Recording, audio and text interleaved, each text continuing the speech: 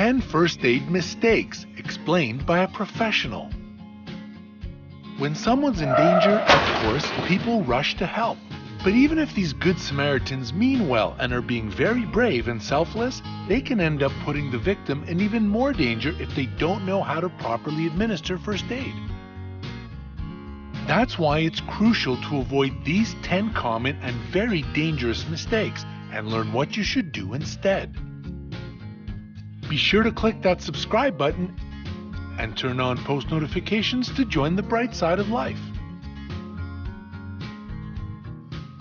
Number 10. Tilting your head back during a nosebleed. Nosebleeds can be common since there's so many blood vessels in the nose that are highly sensitive to things like dry air and, well, fingers. There are some situations where nosebleeds are caused by an underlying health issue, in which case you'd need to seek advice from a medical professional. No matter what the reason, we've all been told to tilt our head back whenever we have a nosebleed. But it's high time to ditch this old habit. Tilting your head back can make the blood travel from your nose to your throat, which means you could find yourself choking on or swallowing blood. The best thing to do instead is to apply steady pressure to the bridge of your nose for at least 20 minutes. You'll have to breathe through your mouth this whole time, but you'll safely stop the bleeding. Number 9. Forcing a fainted person to sit up. When someone faints, our immediate course of action is to try to sit them up, especially when shaking them doesn't seem to be helping. Instead of all that, always start by checking their breathing and pulse. If that's all good, leave them on the ground, but raise their legs about 12 inches off the floor. Loosen any restrictive clothing as well. Once they regain consciousness, don't rush to help them back up, as this can just cause them to faint again. Number 8. Putting heat on a sprain or fracture. Ice should be used for acute situations, like suddenly spraining your ankle. Heat is for chronic conditions, like back pain. Heat on a sprain or fracture only increases blood flow and leads to more swelling. The way to go for these types of injuries is always to ice it at first. The ice will help reduce any swelling, bruising, and muscle spasms. Never place an ice pack directly on your skin, and be sure to leave it on for at least 20 minutes. Number 7. Trying to remove debris from your body. If you step on some glass, for example, your gut reaction will be to pull those shards out of your skin yourself.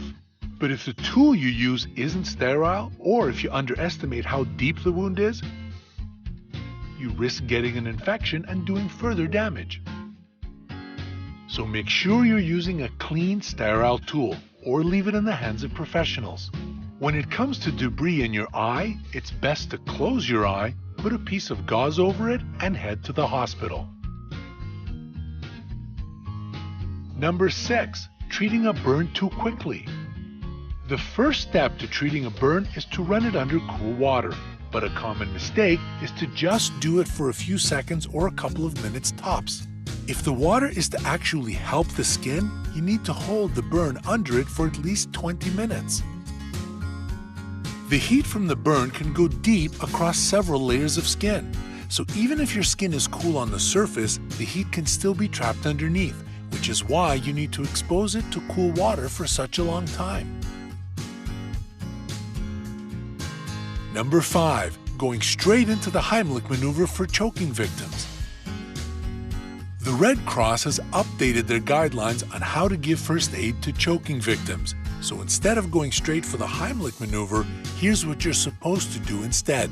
Stand behind the victim, lean them forward, and give their back 5 quick blows with the heel of your hand.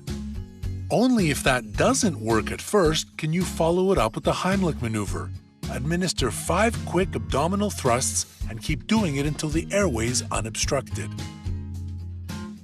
Number 4. Putting something in a seizing person's mouth. In a panic-induced state at seeing someone having a seizure, a lot of people immediately try to block the person's mouth for fear of the victim biting their own tongue. This is actually dangerous for the victim and for the person trying to help. Another mistake is trying to restrain the person's movements. The thing to do instead is to turn the person over onto their side, which will help them breathe easier.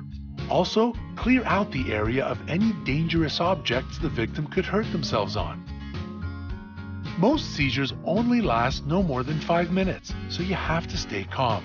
If it goes past that, however, it's time to call for help. Number 3, prioritizing mouth-to-mouth resuscitation for heart attack victims. When it comes to cardiac conditions like a heart attack, the first step is to always dial emergency medical services. Then administer chest compressions or CPR.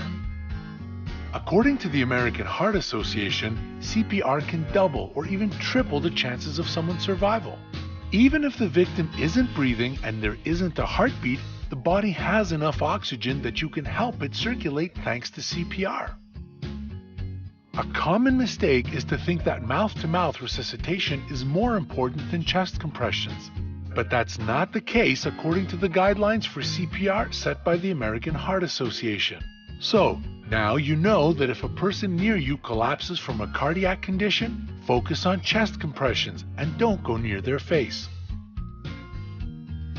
Number 2, not knowing what you're doing. Again, good Samaritans mean well when it comes to helping someone in an emergency situation. But if you don't know how to,